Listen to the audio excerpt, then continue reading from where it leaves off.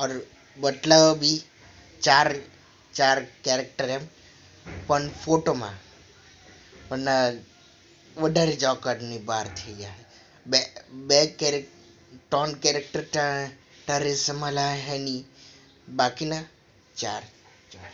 1 minute હિસાબ કરીને આવો. ચાર કેટલા મને રોલ પ્લે કરવા પડે? 12 ક્योंकि બેટીના ગણે તો 4, પપ્પાના ગણે તો 4, મમ્મીના ગણે તો 4, તો 12 થઈ જશે. એટલે સિમ્પલી એમ કેમ તો નામથી બોલું તો કરંજીના 4 કેરેક્ટર,